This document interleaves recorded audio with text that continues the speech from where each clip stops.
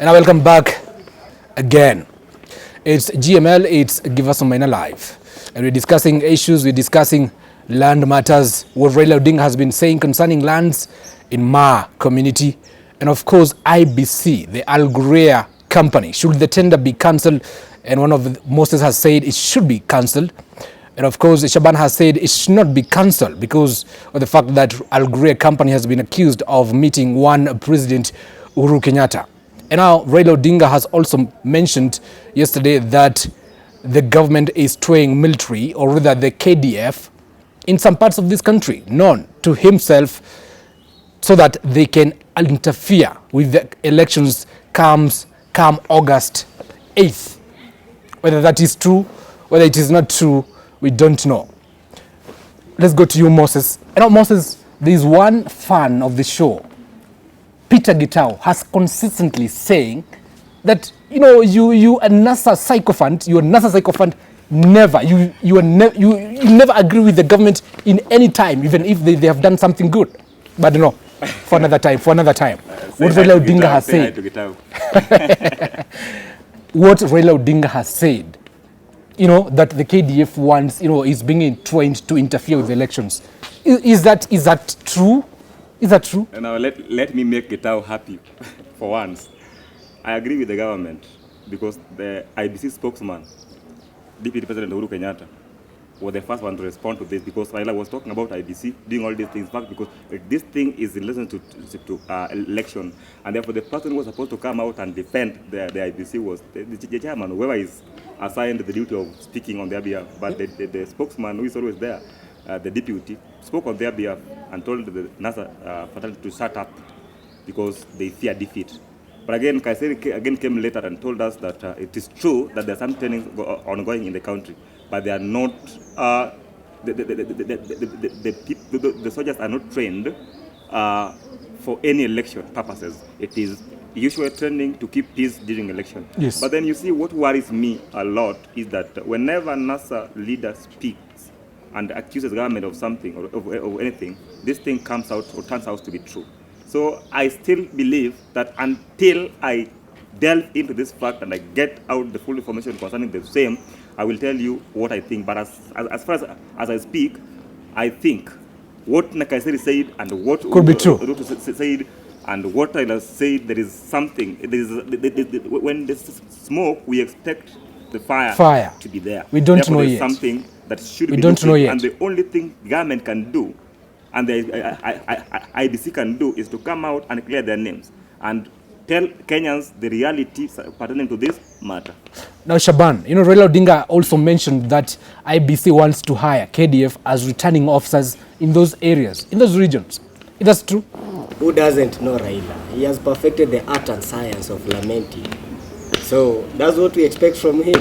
Because I remember even at the beginning of this year, when there was a mass voters registration, he also made some allegations that there are some NIS, which also they were being trained on how to rig the elections. But I think the problem with Raila is one. When he gets an issue, or if suppose he smells a rat from somewhere that maybe there are some shenanigans going on in the IBC, the approach that he uses, that's what is questionable.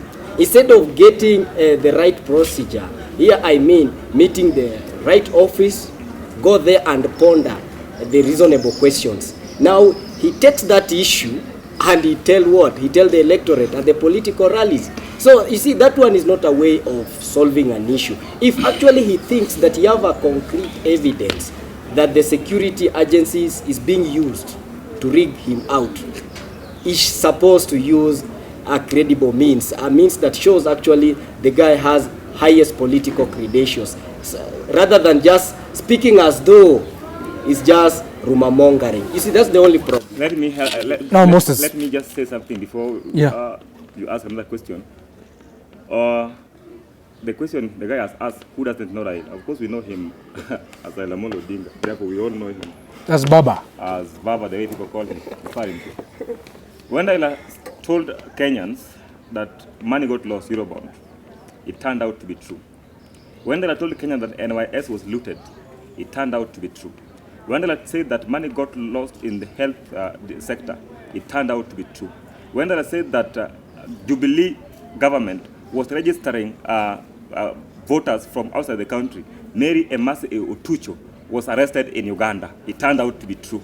When Raila talked about NYS being used to register voters, it turned out to be true. Now, when Raila said that there's something fishy in this government and they want to collude to rig election, it will turn out to be true. So when he's talking about who doesn't know Raila, then I question his capability of understanding Raila and the truth revolving him. In fact, I think the guy himself has refused, and he has refused to understand the truth. And therefore is thriving in falsehood and mendacity. Now, this brings me to a question. That, all these complaints from NASA, or rather Raila Odinga, these elections, is it a do or die for Raila Odinga? Is it a do or die like this time round? You're asking me, yes? do or die? Yes. You see, do or die simply means if I don't win, you die. I will die. Yes. But if I win, I will live forever. I yes. think so. But then, you see, it is not a do or die for Raila Amolo Odinga. It is a do or die for Kenyans. Because Kenyans are economically frustrated. And I've been telling that Kenyans are wallowing in the miasma of economic consternation. And therefore, they are looking for answers to all these problems that are facing them. And the only answer is to erect in a responsible government. And therefore, it is about Kenyans, not Raila Amolo Odinga. And I want to tell you this. The forthcoming election is not about an individual.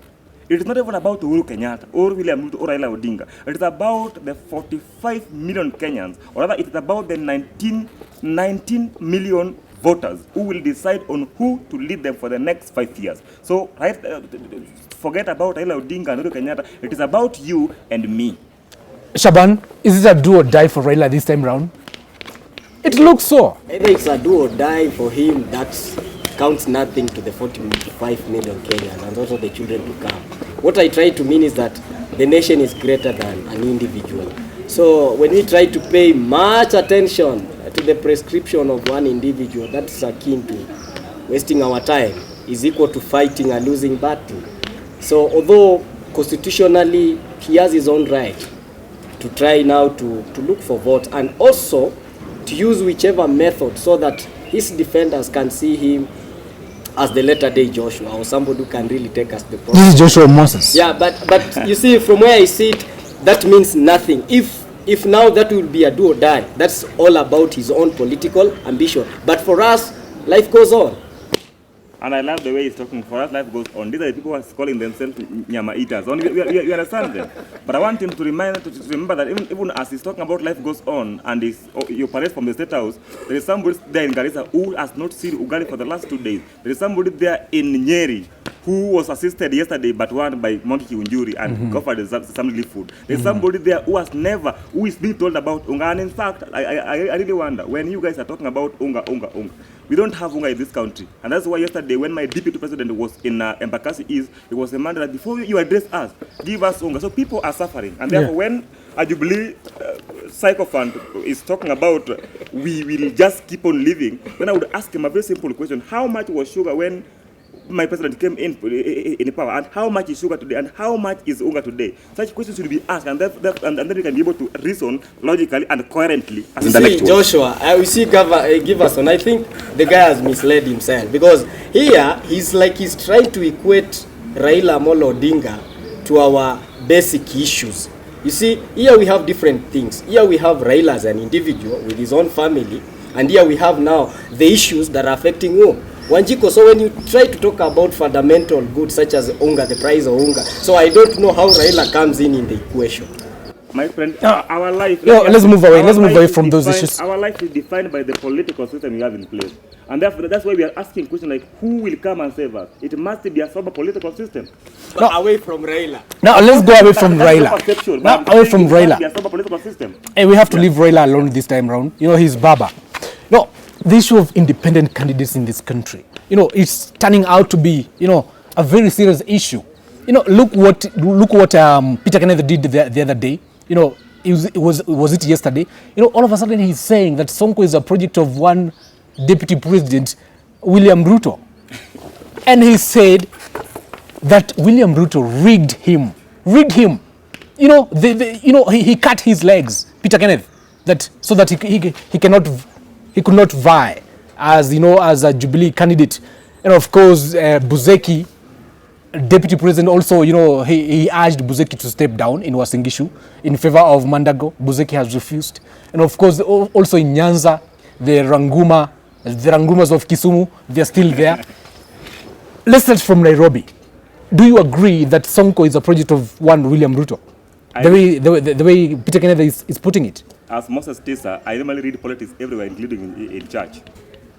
And because our life is defined by, I think I've told you, by the political system erected in place. Let's just be very honest, and I want to be very honest again here, before my brother picks it because he's older than me in politics. If you look at Nairobi County, I was also mesmerized to hear such sentiment from Kenneth. In fact, Kenneth went as far as saying that, he said, I remember him saying that putting on suit does not replace a demented brain. Yes, that is what he said. Yeah, sure. What he said. So that Sonko is intellectually bankrupt. That is according to him. But I want to tell you this, that Kenneth, even if Ruto couldn't have not supported Sonko, as is being said by Peter Kenneth, Kenneth could still lose.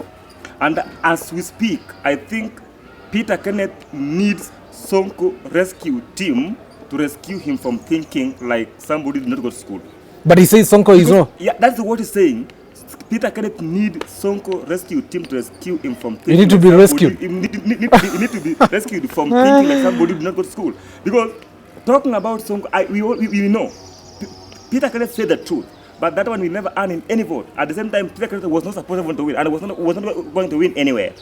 It is two people are saying, and this is also political, and I can also concur with it, that in Nairobi, Deputy President Uhuru Kenyatta frustrated Sonko, Peter Kenneth's bid to become the next governor, because Peter Kenneth would give him a problem 2020 when he'll be making a stop at the presidency. Yeah, Shaban. Yep. Do you think that is true what Peter Kenneth is saying? That, you know, he was read out by William Ruto? Okay, reading from the school of thought of the great philosophers such as Socrates, Plato, and Aristotle of their days, they try to define politics very well using two dimensions. One, they say politics exists because of the diversity in views and opinions and also the attitudes. And also they say politics also do exist just because of the scarcity of the resources. So politics comes in to try to distribute the resources of the nation in the right manner. So when Peter Kenneth of this world says that somebody cornered him, so no wonder he could not be given the flag of the Jubilee. We have to give him his own space, because this is politics. Remember, I've been telling you in one of these shows that we should never equate politics to religious function, whereby priests are just there, they are waiting for a miracle to happen, or the popes are there, they are waiting for the white smoke. No, politics is all about the muscle. You try to use whichever mechanism to clinch to the power. So when Peter Kenneth says that it's like it wasn't a fair nominations, there are some perpetrators it could be true behind his failures. I think also it depends. But when he went ahead and said, when he was trying now to taint the name of Sonko, I think that one was not right. Considering the position that he was placing himself as an executive, somebody who could reason with the electorate more than the Sonkos of this world. If he says that the guy has not transformed intellectually, I think that one is not right, keeping in mind the way people have been viewing him. So that's not right. Even if you'd like now to find the space to push away your political antagonist, but try to use the right way. Yeah, we're running out of time, Moses. The issue of independence. You know, Ranguma is down there, Resanga is down there, Awiti is also down there, Buzeki is, you know, in Uasin Gishu. How is it going to turn? And you reminded me in our last show, I think I told you that Buzeki would be told to step down. Yeah, and he refused. And he refused. The day Buzeki was told to step down, that's when he began his campaign in earnest. Uh-huh. So we saw it. So he's stronger. He's stronger, Stronger means what? That he will take Mandago home. He's stronger than before. You know, he was saying he was of course, a project of trying to be somebody. stronger than before. Yes. But the truth of the matter is that Mandago will still be the governor of Singishu Washington County, and that one should be taken to the bank if the dustbin is full. But now talking about the independent candidate, let me tell you this. When we did the primaries back in our counties, or in Kenya, Jubilee did theirs, and the ODM did theirs, and other political parties did theirs. There are those who were not satisfied with the result, and they said, because of this, I will go as independent candidate. But I've been asking a simple question. Let me now narrow it down to where I come from, and that is Homa County, where they say we have now Magwanga, who is going for the top seat as independent candidate, and we have James Akali, that is a member of parliament from my constituency, Beta constituency, who wants to remove Millie Mabona's teeth in the forthcoming elections. We have so many people who want to go as independent candidate. But my big question here is, if you say independent, what do you mean? Because independent candidate simply means, according to me, I think it means that you have nothing to do with the party leader. Of course. And therefore, I don't think it is necessary for these people again to use Raila's picture everywhere by saying that, because it is not Raila pendant candidate. It is independent candidate. Now go out there, meet the people and tell them that I behave like Kabogo, who said, to hell with Uhuru. I want to go as independent candidate and I want to win this seat without leaning on anybody. Be independent. You know, Shaban, are you foreseeing a situation whereby come August, you know, we shall have a lot of independent MPs, a lot of independent governors and senators? You see, number one, I think we are really throwing a lot of cold water on the independent candidate factor. Yet it's a very serious issue from where I can see it. Because considering the number of the independent candidates, I think it outdo the number of candidates from both the Jubilee and the NASA. Why? Because from the latest record from the IBC, I think we have about 3,000 and above independent candidates. Then being followed by the Jubilee, which they have recorded about 1,800. Then being followed by the ODM with about 1,200. So this tells that independent candidates this time round, nobody should just ride on them, because this one is a very serious issue. Keeping in mind, they are very strongest people who are trounced during the concluded nominations. So here I try to mean, remember, both the Jubilee and the NASA, they are facing the sabotage because of the independent candidate factor.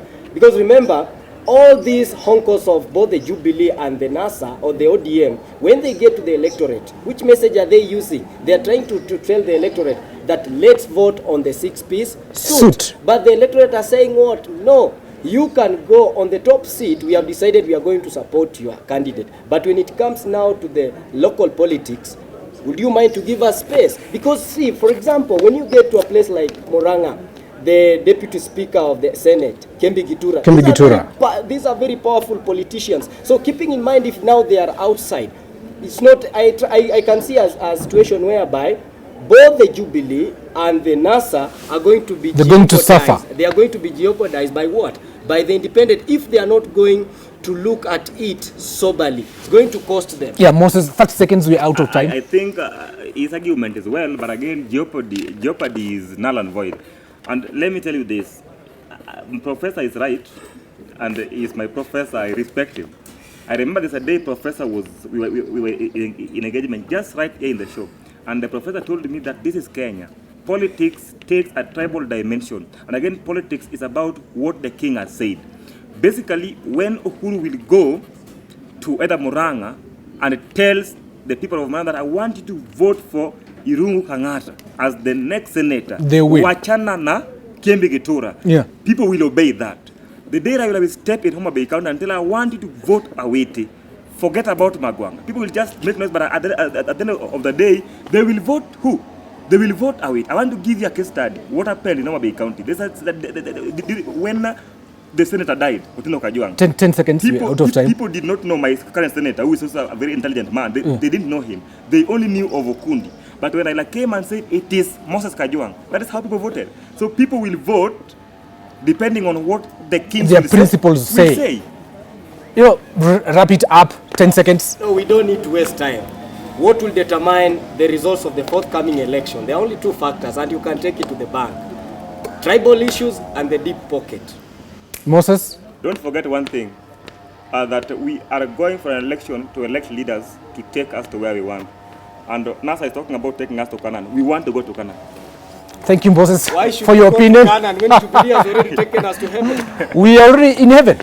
Jubilee has already Oh, taken we us don't to have heaven. unga, So ban. we don't need to get to We the are land of sleeping Canaan. hungry. We don't have Just unga. forget it. That's how you use when it's hungry. That is Moses Tisa from Nyanza, particularly Kisumu, Homa Bay.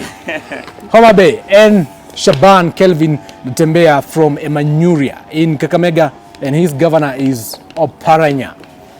This is GML. It's Giverson Maina Live. My name is Giverson Maina. Until next time, it's bye-bye for now.